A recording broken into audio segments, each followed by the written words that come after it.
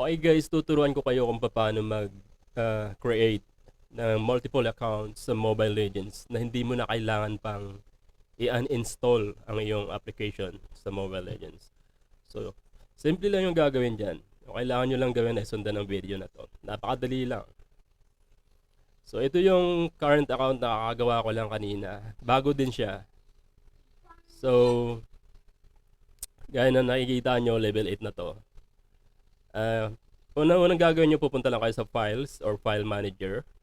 Tapos, sa Internal Storage. I-click nyo yun. And then, pumunta kayo sa Android. And then, click sa Data. And then, kagaya na nakikita nyo, merong 2com.mobilelegends. Ang original names niyan ay com.mobilelegends. Pero gumawa ako kanina.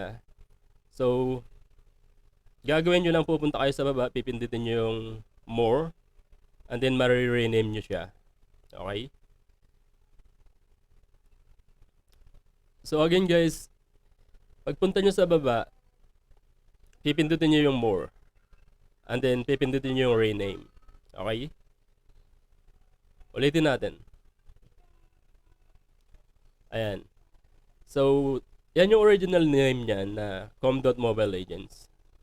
So, dahil gumawa ako ng multiple accounts already, and bago yung tutorial na to, kaya nagkaroon siya ng number 2 and then com.mobilelegends. It can be any numbers or it can be any names, pero to make it shorter, ginawa ko na lang number. Okay?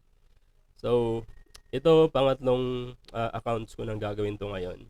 So, naisipan kong i-record siya para ma-share ko naman sa inyo. And then, close nyo lang pagkatapos. Okay? And then, long press nyo yung Mobile Legends apps hanggang lumabas to. Tapos, pindutin nyo yung app info. Okay? Tapos, lalabas yan. Paglabas nyan, pumunta kayo sa storage.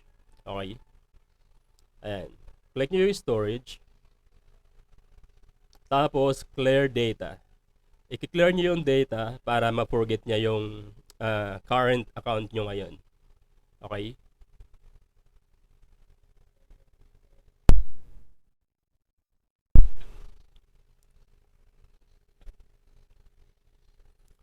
Okay.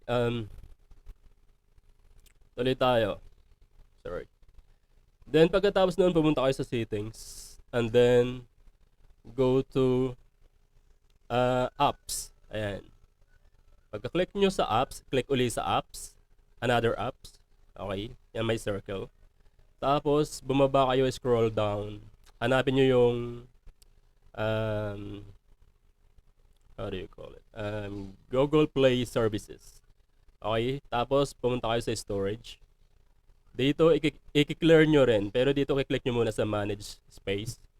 And then, clear data. Clear all data. Okay? So, once na-clear nyo yan, mawa-wipe out yung information doon na currently kung ano yung account nyo sa Mobile Legends. So, bubuksan natin ngayon yung apps ng Mobile Legends. Ayan. Kagaya ng nakikita nyo, wala yung mukha ni Edit dyan. So, it looks like fresh yung ang apps na to. So, gagawa tayo ng panibagong name or bagong account. Okay. So, ngayon, nag-load up na yung wallpaper ni Edit. Okay. So, antayin lang natin. And then, once na lumabas na yung write your username, then enter natin yung username natin. Okay? Ayan. Create character. So, kahit anong name pwede nyo ilagay. Ayan. Ganun lang kadali. So, kung nasundan nyo yung first few 3 steps, and then mas madali yung magagawa yun. Ito patapos na to. So, makikita nyo dito na susundan nyo lang yung guide para makapag-start na kayong makapaglaro. Okay?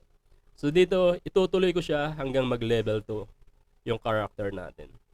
So, kung hindi nyo na-gets or hindi nyo masyadong naintindihan yung sinabi ko sa umpisa ng video, maaari nyo siyang ulitin Panoorin nyo na lang, i-slow mo nyo na lang or start and stop na lang para mas maunawaan nyo pa. Pero napakadali niyang maintindihan. So sana magustuhan nyo yung video na to guys. Paki-likes and comments na lang at saka paki-share na rin sa mga tropa nyo para makagawa rin sila ng multiple accounts na hindi na nila kailangan mag-uninstall pa ng Mobile Legends application kasi napakalaki din yon, ilang gig din yon. So malaking kakainin yun sa data nyo. So yun lang guys, sana nagustuhan nyo to at maraming salamat sa pag-view nito. Thank you.